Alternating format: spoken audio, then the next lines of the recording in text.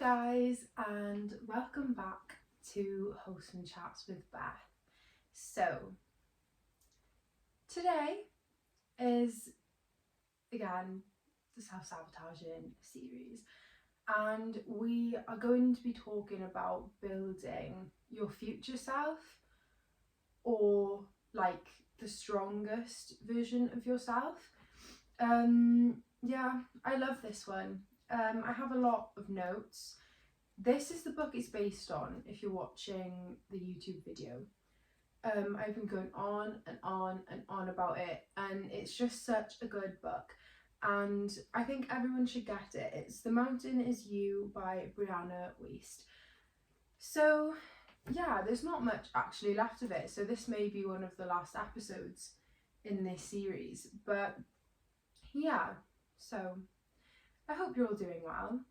When I tell you, I have had a hell of a last 2 weeks. Mercury retrograde got me bad. I'll probably do an episode on it in the near future because honestly, I'm surprised I'm still here, guys. I'm surprised I'm still here. So I hope you guys survived. I hope you're okay. Please excuse my hair.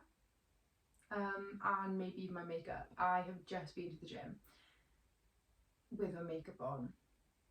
It's never a good idea, but there we are. Anyways, I've got a lot of notes, a lot more than the last one, because obviously I've had to take notes down from the book, so I will be reading from this a lot more today than the last video. But yeah, anyway, let's get into it. So, once you've moved through your past fears, your focus can't stay there. And the past in general, not even just fears. Your energy needs to go towards the future. And this isn't to say you can't grieve the past, but once a certain amount of time has gone, like, you need to get moving. Like, you can't stay living in the past. I feel like it's very romanticized to stay in the past these days, especially in relationships. Staying back there, thinking about it all the time, how no one is ever going to measure up. Yes, they will. They will. You can stay there for a little bit, but not forever, guys. Not forever. You need to start putting your focus and your energy into your future. What do you want to do with your future? Okay, so ways you can do this are inner child work. So reconnecting with yourself, and I did this when I first dived into all of this stuff, and the way this helps is if things have happened in your past that you're struggling to move through, or you're struggling to stop repeating these patterns, if you go back and do inner child work, and this isn't for everyone, granted, you can communicate with them. You are every age you have ever been. Your inner child is in you, your inner teenager is in you, and in some situations they just take that steering wheel, guys. They take that steering wheel. And I've had so many situations where this has happened, like still even recently, like when I've been moving through things, my thoughts have been like, well, what have I done? Like, that's little Beth taking the wheel, and I need to take the wheel off of her, validate her, of course, but react in a way that 22-year-old me would react, and not say 7-year-old me, you know? So I did a workshop. I talked about a workshop in the last episode that I did. Again, it was free. It was literally just, I wrote it in a little book, just sitting down with myself every day for about a month, trying to communicate with my inner child, asking questions, seeing what triggered me, like, and it does feel weird at first because you're like, is this even real? Like, it is. You just have to sit there, and then it just starts to become like a part of your everyday life, if that makes sense. And this way you can figure out why you react to certain things in certain ways, and why your relationships aren't working out and why things trigger you so much, if that makes sense. So you can probably look for workshops online, because a lot of places will send you out like free workbooks and stuff, and they are a godsend. Like, they are honestly really good, especially like me. I can think, I'm a good thinker, I'm creative, but when it comes to things like that, I really don't know where to start, and I do need that little can't speak today, guys, that little kickstart from someone else. But yeah, inner child work also, it helps you rediscover your passions, your fears, and your feelings.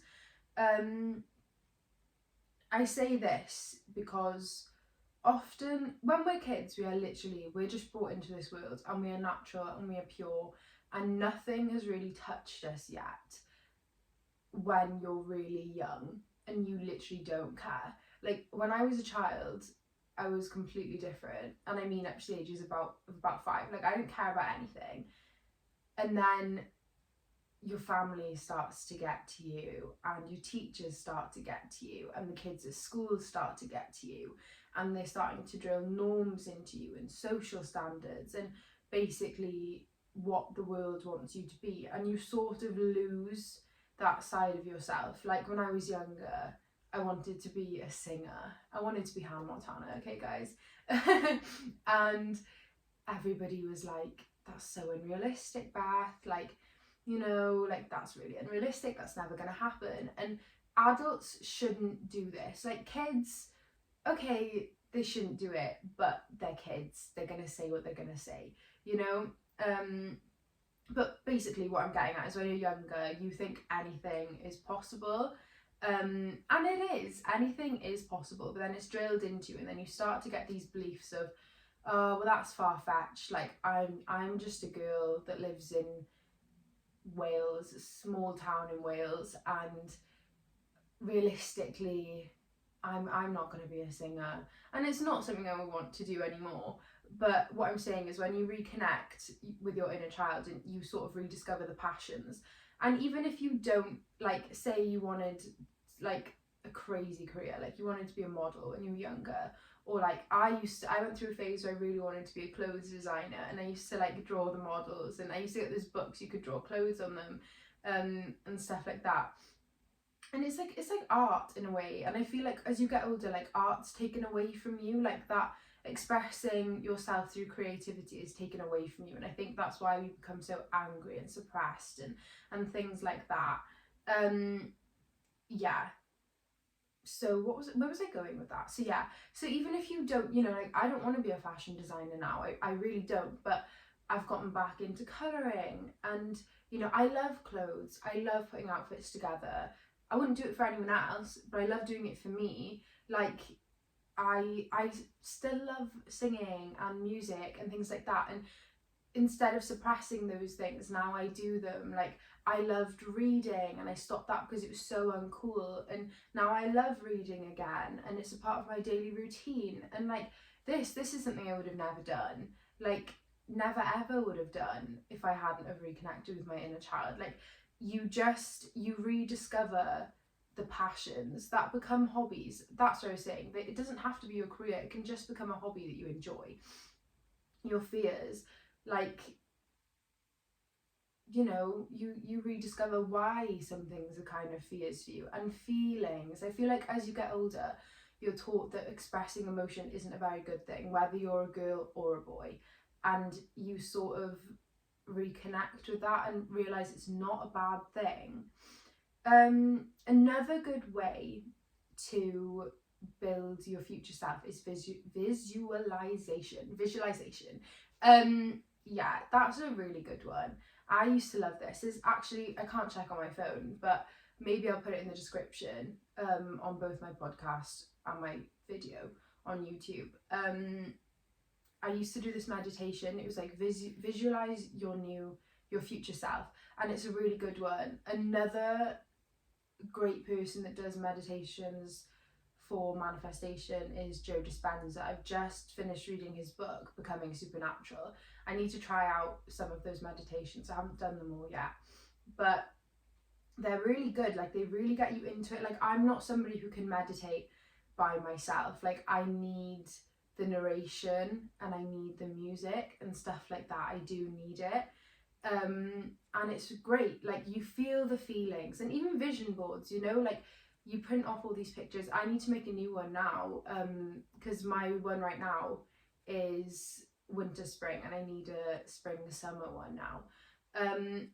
But yeah, like, it's great. You feel the feelings, you set the intentions, you're visualizing it, and your brain is then tricked into thinking that this thing has already happened, which means then that it does have to happen at some point in your life. You just can't cling on to the when, or it's never going to come.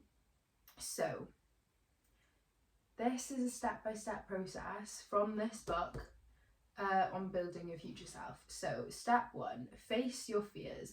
And when you're doing this, you need to make sure that you're calm. You can't be in an anxious or fearful mindset, or it's not going to work. So imagine yourself in a place you feel at peace. Invite your future self to sit with you and talk. Be open to receiving advice from your future self. I've done this before. When I've been in anxious situations, I've calmed myself down, got into like a meditative state, and then I have, you know, sat there with my future self. The age usually comes in the moment, and spoke to them about what I'm going through now. They've already been through this. They're giving me the advice. Okay, and you have to be open to receiving that advice. And it does feel silly sometimes, and it does feel like, oh, I'm literally talking to myself. But you have to trust that, because it helps. Okay. Step 2. Notice how your future self looks. So, how does your future self behave? What do they wear? How do they feel? What do they do? You can ask them these questions, or you can simply just observe and see.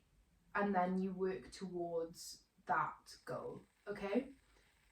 I love this because I remember doing this like 2 years ago, and my future self, like, I looked at how she dressed and how she looked, and in all honesty, I'm very close to that. 2 years ago, I really wasn't. Like, obviously at the time I was 20, now I'm 22. So when I'm visualizing my future self now, maybe it's another 2 years, you know? I usually take it in small milestones, not like 40-year-old Beth, you know, that's far. That's far.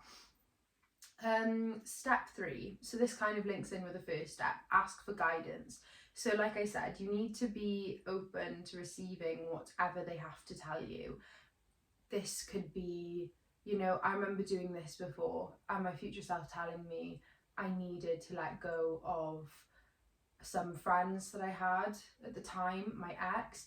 I didn't want to hear that, but I knew deep down that if that was entering my head, whether, you know, again, this isn't something for everyone, whether it's me just sitting there in that moment telling myself that, whether it actually is my future self telling me that, either way, that's a thought that's come into my head, and it's a way that I'm feeling, and I need to listen to it, you know. Step 4. Imagine them handing you keys to your new life. I love this because it's very metaphorical. It's, you know, they're handing you the keys to be able to access this new life, and that's something that helps some people. I'm so hungry. I've been like constantly on the go today. I woke up a little bit late because I'm a tired girly this week. You can also do this exercise with your past self and hand them all the information that they need to get to you now. I've also done this. I've spoken about this in some episodes.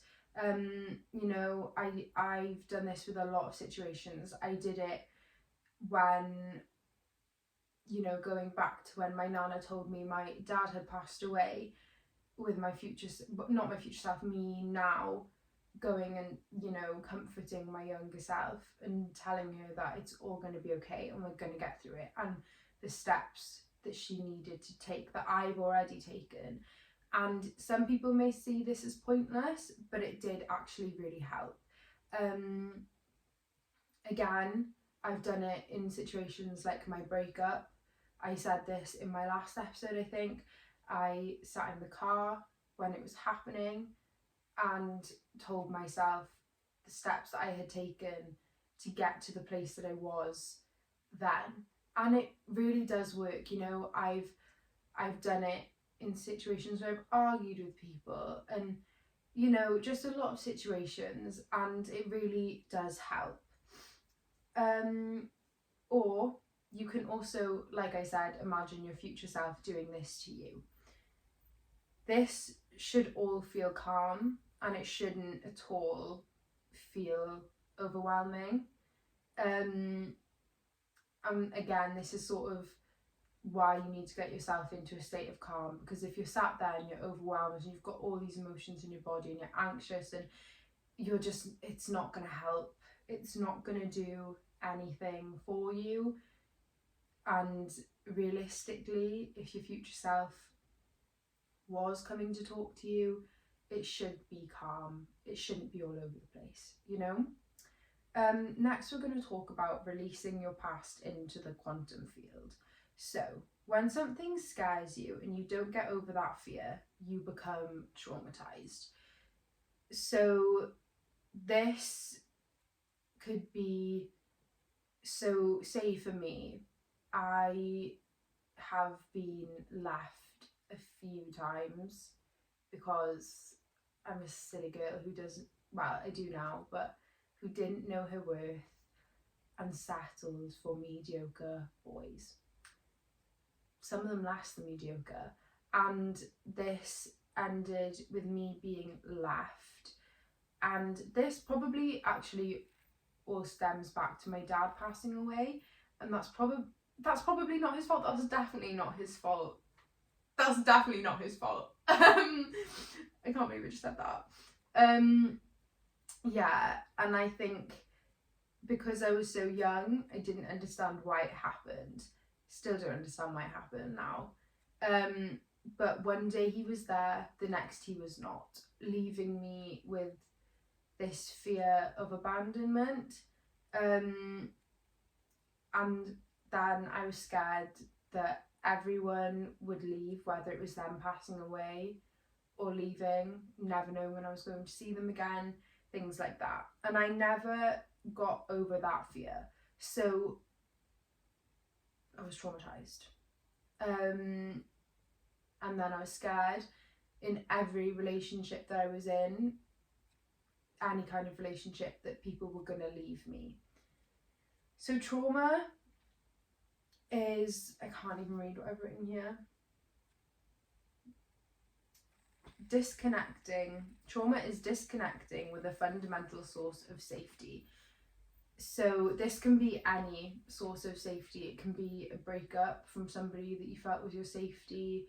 It could be being taken away from your parents not really being there for you when you're younger, things like that. So this mostly can happen in many ways, but mostly when our attachment to our caregivers is compromised.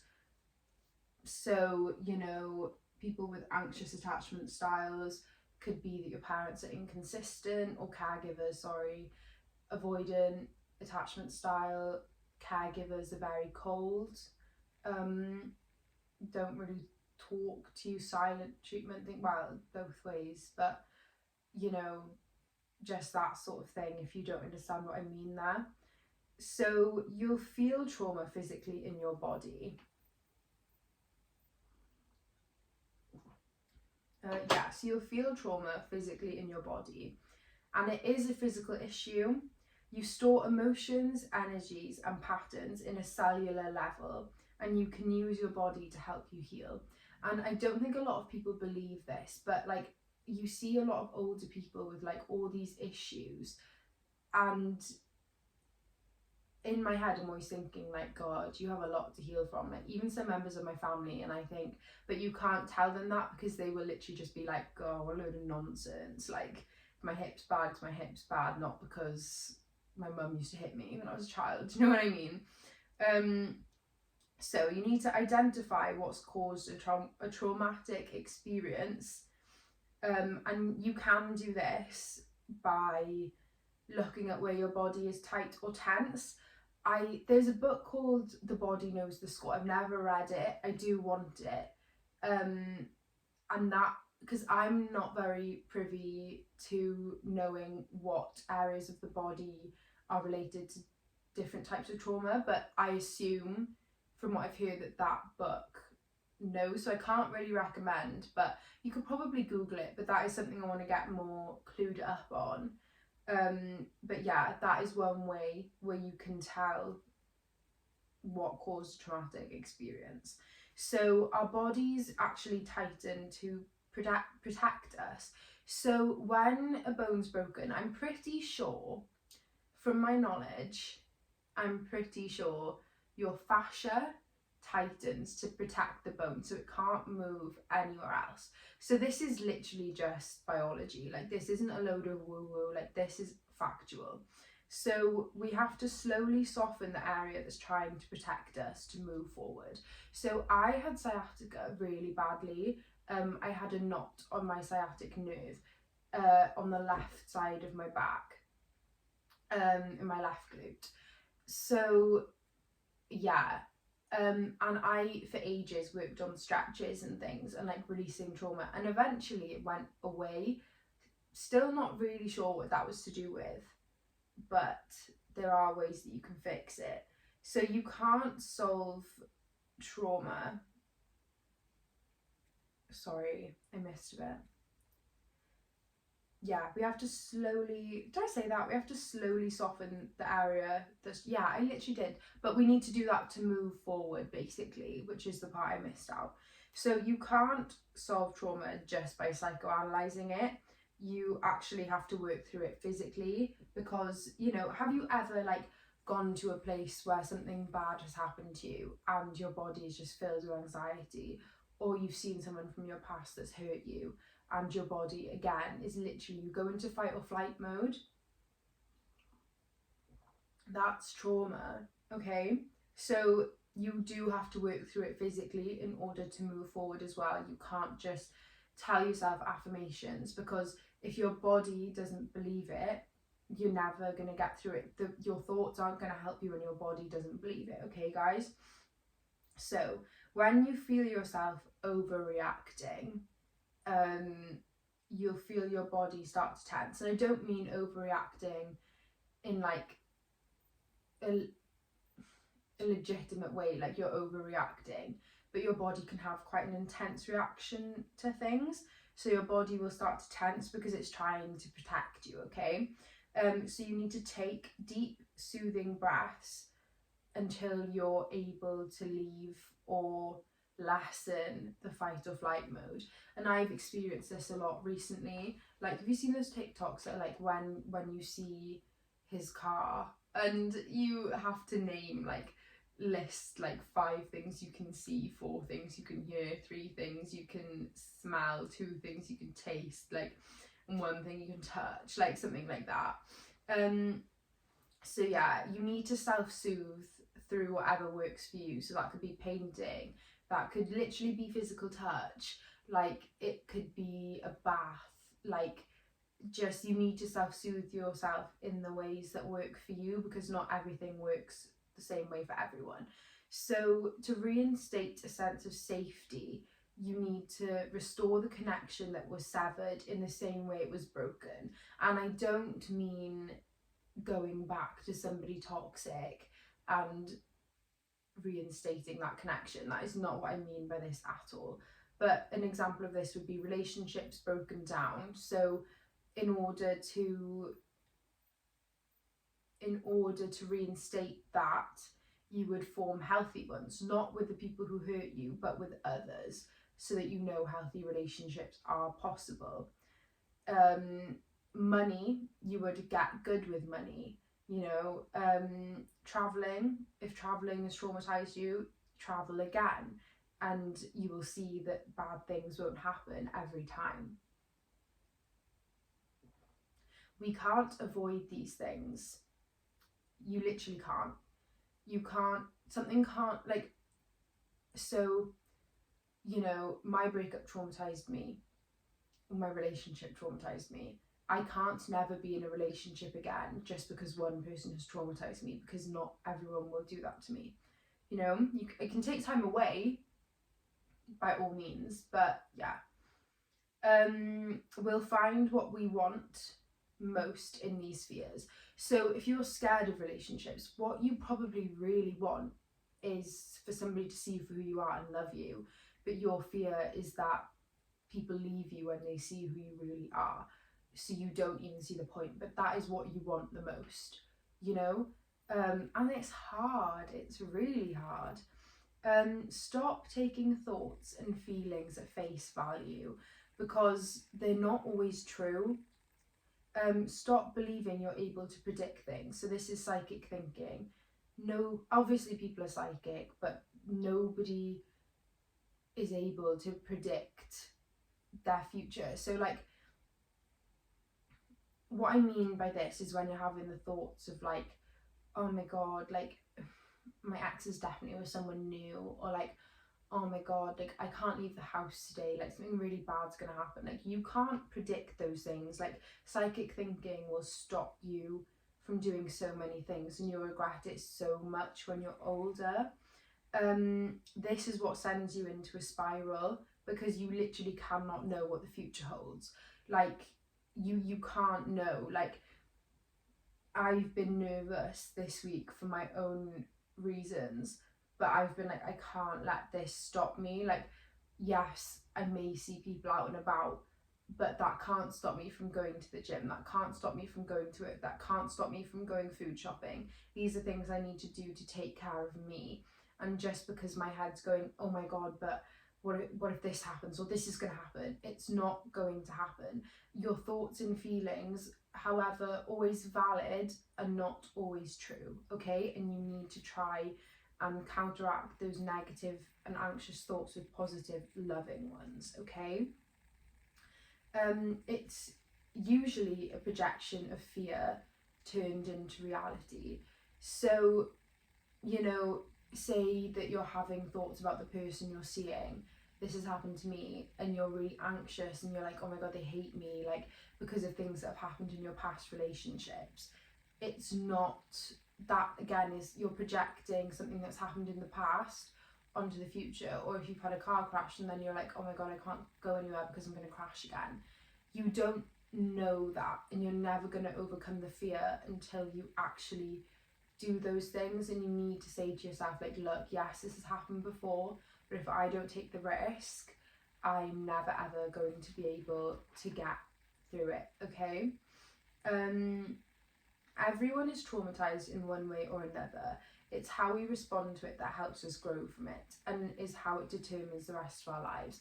So if you've been traumatized and you're going to play a victim to that for the rest of your life, and you're never going to get out of fight or flight, and you're always going to play the victim in every single situation, and you're not actually going to look at what's causing you to behave in the way that you are, and the trauma that has caused you to behave this way, you aren't going to get very far in life. And if you use it to harden yourself and be horrible to other people because other people have been horrible to you, you're not going to get very far in life. If you don't let trauma harden you, and you're still soft, and you're still loving, and you still give the best of yourself to everyone within reason, you will always win. You will grow, and you will always find happiness in the end, okay? Like, you can't stay the same and expect good things to happen to you. You just can't. Becoming the most powerful version of yourself is what we're going to talk about next. Sorry, I read that so wrong. Oh my god, what is up with me today? So, becoming the most powerful version of yourself. I literally can't speak English today. You're a different person when you're with everyone. So you are. Nobody's the exact same with every single person that they know. It's just not how it goes. So we're often acquainted with the version of ourselves we need to keep our life going, but not the one that moves it forward. So, you know, the version of us that's like, right, oh, it's Monday, let's go, like, you know, the version that keeps going but that won't actually move our lives forward. And we need to become acquainted with the version of ourselves that moves our lives forward. And a way to do this is doing things for your future self. So I've spoken about this before. So going to bed early, then if you've got a lot to do the next day, and getting up earlier to fit the gym in, or whatever you like to do, even to just have a peaceful morning. Doing the dishwasher before bed so that you don't have to do it in the morning. Things like that. But anyway, inner child work can be healing for mostly because if we're traumatized, we grow upon our past selves rather than evolve. So this is basically, we grow up, but we stay the same. We're stuck in that moment where we've been traumatized and we don't actually evolve as a person. It can also work in the opposite way too, by connecting with the person you want to grow into. So like I said earlier, speaking into your future self. But if we do inner child work, we can evolve because we can figure those things out, you know? We can figure out why we feel certain ways, why we let that little version of ourselves take the steering wheel in certain situations. So you can ask yourself these questions. What would the most powerful version of me do now? What would they do with this day? How would they respond to this challenge if you're going through something currently? How would they move forward? How would they think? How would they feel?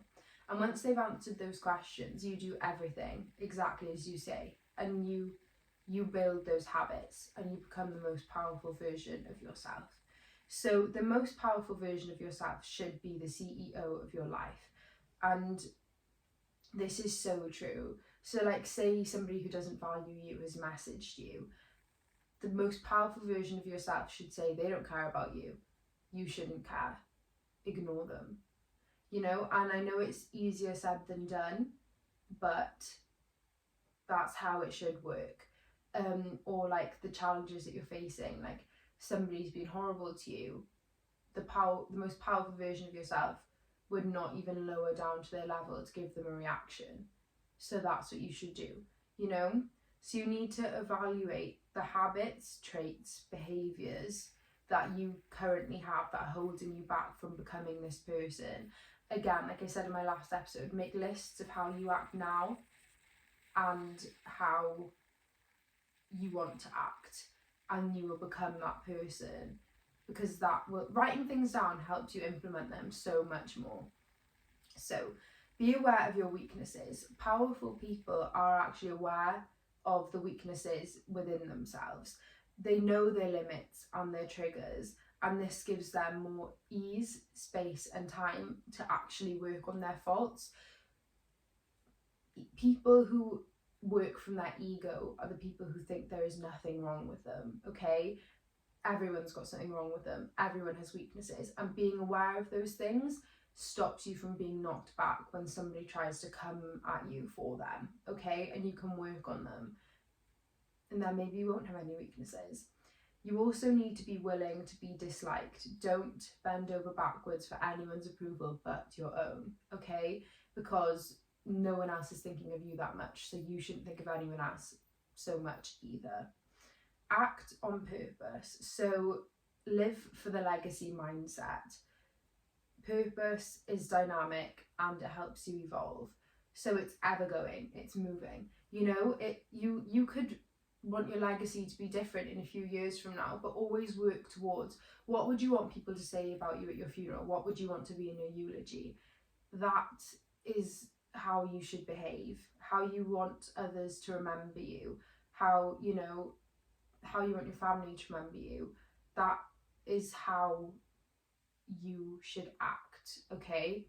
You can't sit there and be like, oh, I want people to say that I was hardworking and that I always did the best thing and I was so kind, and then sit there and do the complete opposite. It's just not going to work, okay? What do you want to accomplish? Ask yourself this, okay? So this is essential to finding inner power. So, you can set goals for yourself. I tend to do this in seasons. rather than in years. But some people do set goals for the year. I find it's always changing for me. That's why I do it season by season, but it's different for everyone. Do your inner work. It's this can't speak again. This is the least comfortable thing to do, but it's the most important. So you need to ask yourself these questions. Why has something triggered you? Why is it upsetting you? What are you being shown? How can you grow from it? And then answer those questions in any situation you're going through in life. And that will make things a hell of a lot easier. And it's hard to do, and it's hard to actually come up with these answers, and it's uncomfortable. Like I know this is different, but I do affirmations every morning, and I have 5 that I say every morning. I write them down every morning, like I've said a few times, and I repeat them for 2 months.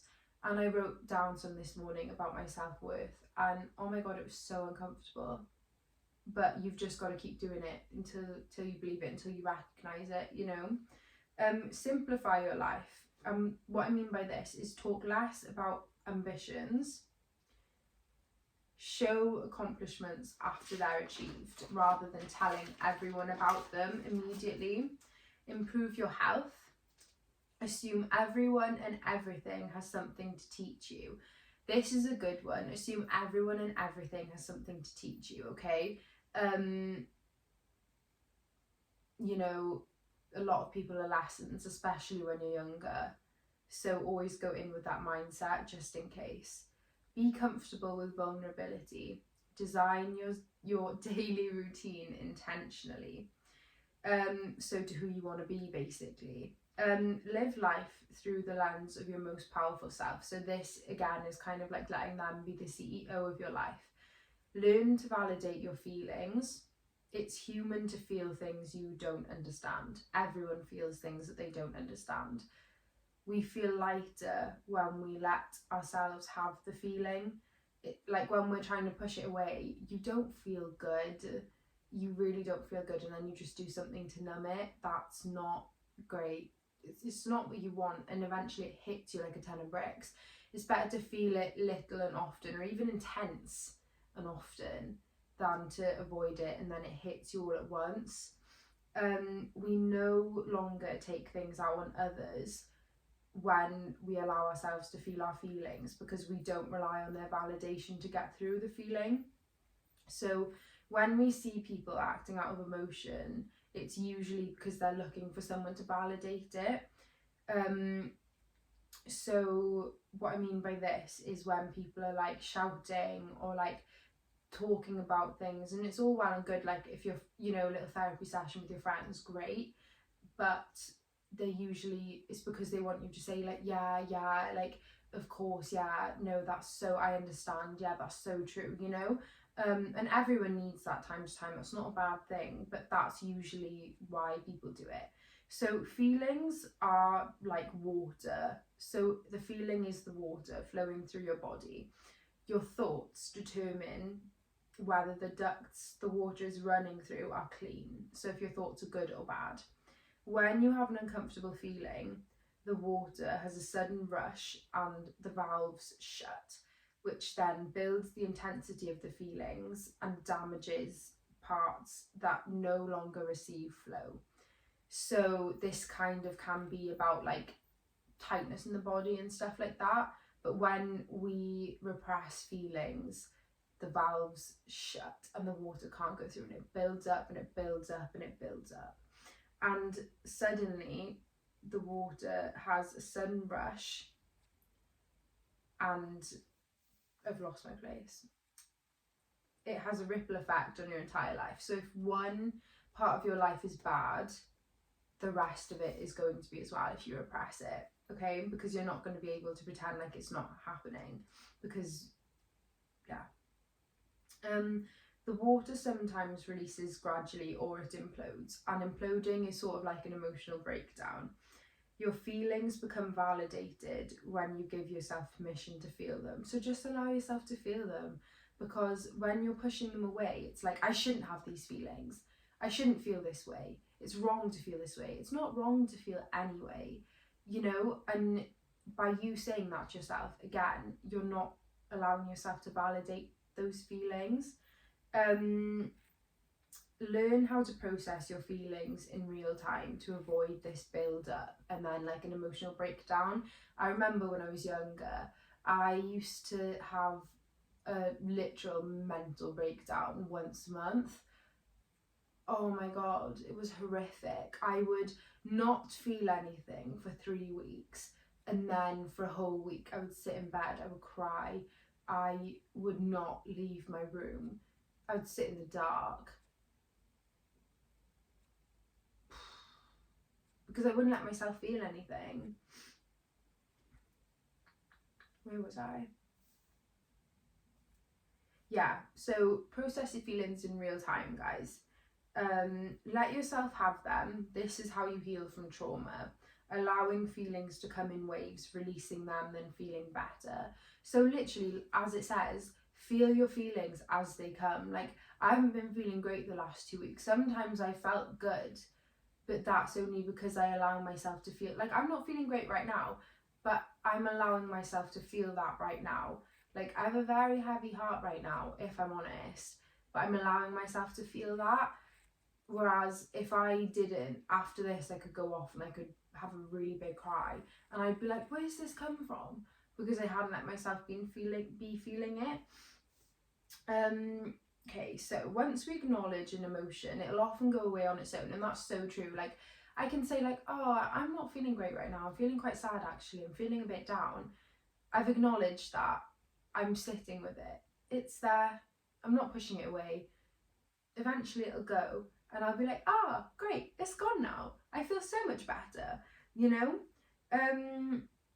It's okay to control when and where we process feelings. And this is to say, like, say if I went into work and I did a class and I just started crying in front of everyone, like, yeah, that's not appropriate.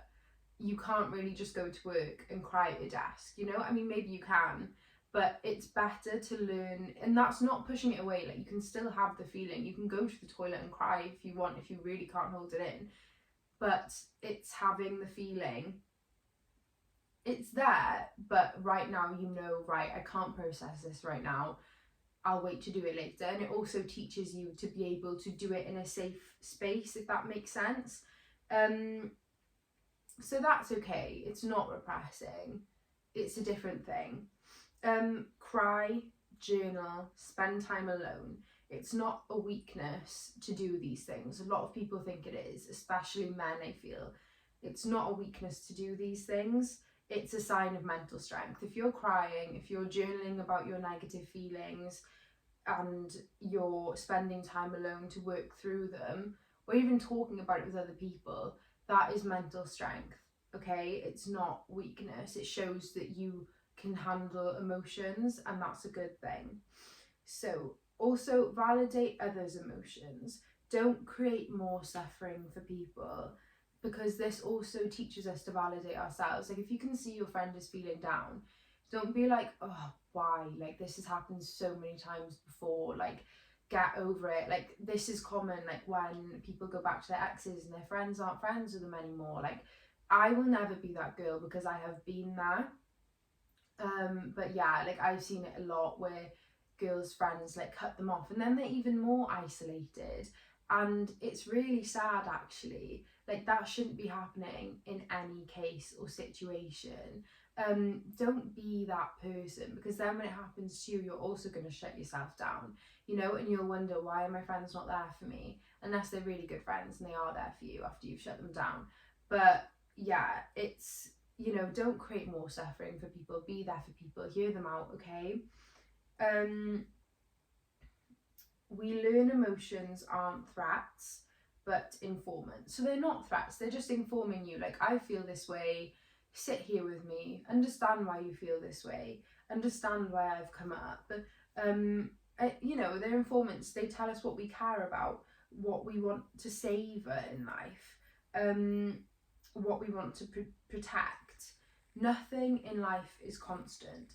So when you've got negative feelings, know that it'll pass and the good times will come. When you have positive feelings, know that it'll pass and the bad times will come, but then you'll enjoy them even more. Okay? When we accept the darkness, we find light. And that is so true, because when you're constantly trying to push it away, all there is ever going to be is darkness. But when you accept, yes, I feel this way, I don't feel great right now, but I'm accepting it, I'm feeling it, soon it will pass. There's only so much of this emotion I can feel, and it will pass, and then I will feel better, and I will take each day as it comes. Problems don't make you stronger unless you change and adapt. And that is so true. They don't. You are just going to keep having the same problems. You are just going to keep having the same problems if things never change. And that is so true. Like, if you don't adapt yourself and think, right, this is what I can do differently, you are just going to keep repeating the same patterns over and over again and having the same problems and asking yourself, why is this happening to me? You need to sit with it, understand why this is happening to you, what's it trying to teach me. Everything is a lesson.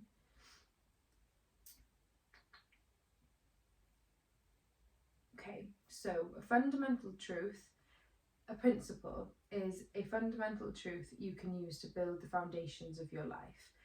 So this is sort of like what you plant consistently over time. Eventually you will get the rewards or the consequences. So if you are, working on your own business, like moving slowly, like doing positive things and working towards it, you're planting the seeds and you will receive the rewards. However, if you're going out drinking every weekend and you're doing drugs and you're wasting your money on alcohol and drinks, you are going to receive the consequences, because you're not going to get to where you want to get, and you will be in a constant cycle. So I hope that makes sense. So yeah, you need to ask yourself, what do you value and care about? What feelings do you want to experience? What makes you uneasy? And then you need to answer those questions. And whatever the answers are, you then need to work the principles in your life around those things. So what you're going to avoid doing and what you're going to carry on doing. So next, I'm going to talk about your purpose. So your purpose is literally to just be here. You always impact the world. The world would not be how it is without you being here. So that is your purpose alone, to be alive, to live. Become your best self. That is another purpose. I feel like that is why we're here, to become the best version of ourselves. And whether we do that or not is whether we live another lifetime, So you need to ask yourself, what and who is worth suffering for? What is your future self like? If social media didn't exist, what would you do? And this isn't as in like your job being social media. It's like, if you didn't have things to post, what would you do just for you? If you weren't doing things for Instagram, what would you do just for you? What comes naturally to you? What's your ideal daily routine? And what do you want your legacy to be? And you need to ask yourself those questions, answer those questions, and then work towards becoming the best version of yourself by those answers, and work on the principles of your life surrounding that. So working on these fundamental truths.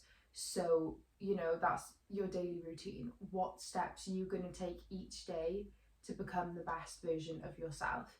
And I'm pretty sure that is all I have for you today, guys. But yeah, you should all buy this book. It's amazing. She has amazing books. She wrote the one I was on about in my last episode too, 101 Essays That Will Change the Way You Think. So great. I really hope today's episode helped you guys. Not to toot my own horn, I think it was a pretty good one. But yeah, I hope you guys are feeling okay, and I hope everything is going well for all of you, and Mercury retrograde is nearly over, so we survived. We survived, guys, okay? But yeah, thank you for listening, and I shall see you in 2 weeks.